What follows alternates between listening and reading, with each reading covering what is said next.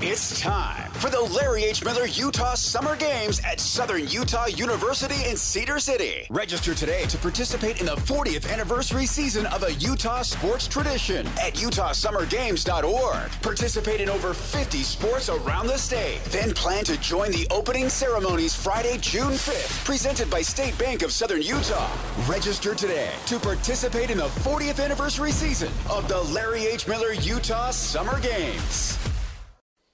DJ and PK, it's 97.5, the KSL Sports Zone. We are joined once again by Steve Cleveland. Coach, good morning.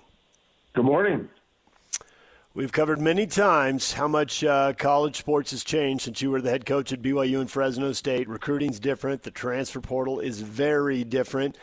And PK was just saying a day or two ago, we keep hearing that this is unsustainable, but it keeps happening every year. At what point are we going to say, well, it is sustainable, especially for this small group of people who have the most cash, and the people who have less cash is just sustainable at a different level? Are you starting to see the same thing? You talk to any friends in coaching? Because it doesn't seem like anything's slowing down, which means this is sustainable. I believe it is sustainable. I don't know what it'll look like 5 years from now, but I'm okay with it, to be honest with you. I mean, it's working. It's gonna. I think as we go through this thing over the next year, 2 or 3, that I think we'll just see and we'll look back and say, yeah, this has been sustainable. This is what it is. The transfer portal is what it is. And transfers coming and going, and there's lots of change, and maybe that makes people feel uncomfortable. But I also think that there's more hope.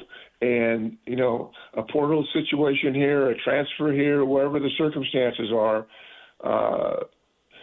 there's opportunities to get better. And you can turn a program around pretty quickly with a couple of transfers, whatever the circumstances are in terms of international opportunities. I don't think it's going away, and I think it's good for the game, and it's kind of what we're getting used to now. So I'm not overwhelmed by it. I think that it's going to be what it is, and there's going to be portal madness. That's not going away. And what's been kind of fun recently is, especially at BYU, where you've got guys now that are healthy, but obviously Rob Wright coming back, Colin Chandler out of Kentucky coming for all intents and purposes, coming back home and having a huge impact for BYU, and makes them much more balanced offensively. And I have one quick question for you because it's been on my mind. What is Dawson Baker's status? I think he's going to try to get the year back and be eligible. Okay, that's what I thought. And I thought if it was something different, you guys would know. Well, that'd be awesome if he can get it back, for BYU especially. I mean, just think a little bit about if he hadn't been hurt last year and what BYU would have looked like.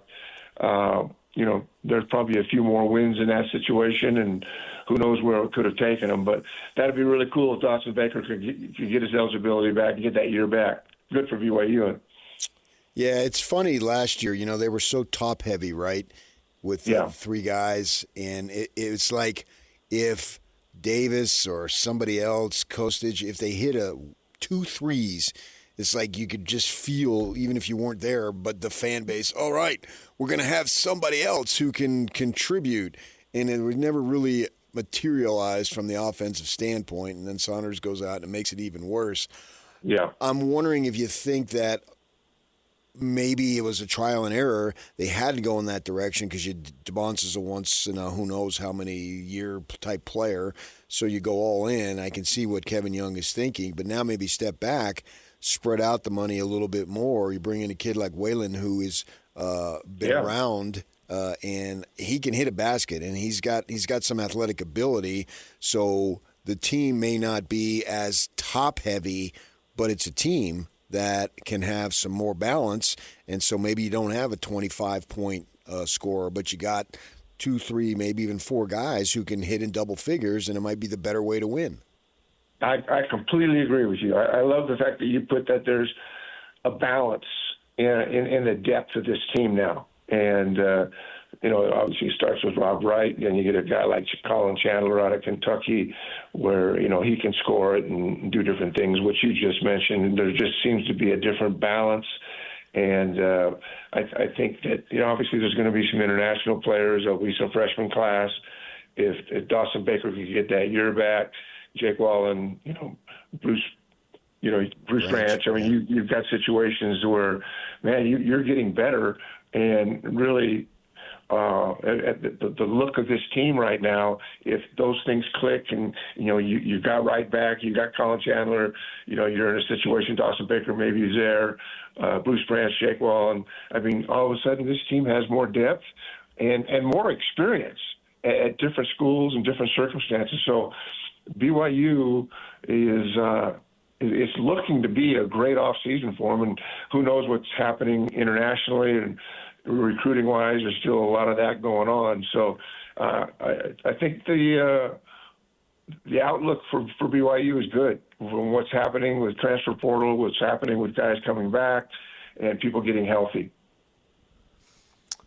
Michigan obviously just started 5 transfers and won the championship. So how little should high school recruiting matter going forward? Should they just be sending guys off to Big Sky or Big West schools or wherever and let them play and develop there? Is it worth having 1, 2, 3, I don't know what the number is, even 4 developmental guys on your roster? Oh, that's a really good question. I mean, I look at this, and I think that just is going to happen through the process. That we start with a portal, we start with transfers, and how that impacts teams, guys that get healthy. I mean, you mentioned it. I mean, Michigan brings in 5 guys, and with what happens with the portal, with what happens with international recruiting, I just think that's the world we live in now, and you accept it and realize. And when you watch a team like you guys just both mentioned, where Michigan, has 5 transfers, we do whatever we got to do to win. And I don't think it's going to be some consistent process that just happens. And I just think it's going to be different year in and year out. And there's so many different ways to build a program now, and you can do it quickly. Or you can, maybe look at it more things that are more sustainable.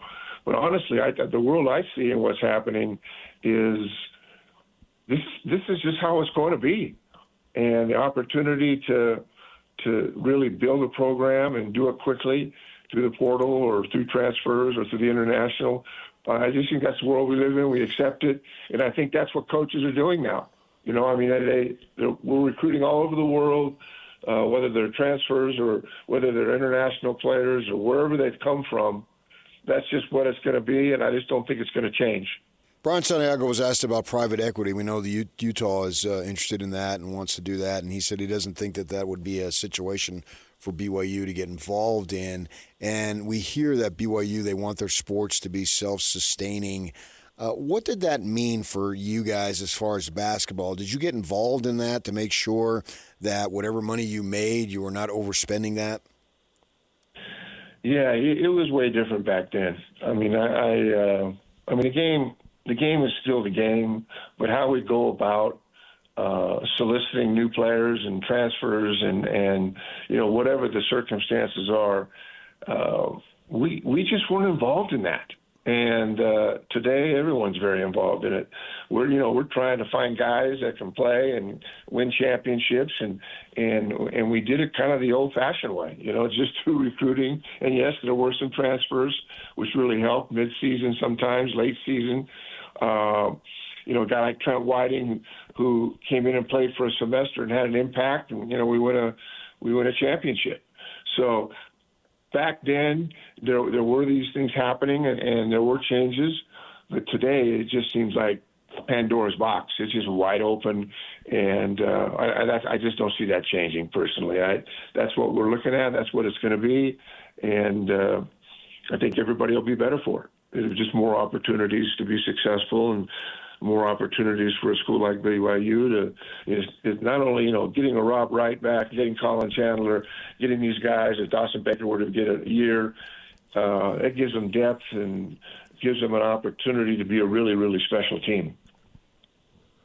I want to transition to the NBA for a second. You have followed the Lakers your whole life. You went to UC Irvine. Obviously, there's tons of Laker fans in Fresno. They're all over California. And you've watched LeBron James his whole career. There's this anticipation, this guy, he's at 41 now. He's going to retire. This is it. And then you watch this playoff game. And granted, there's a lot of star power out.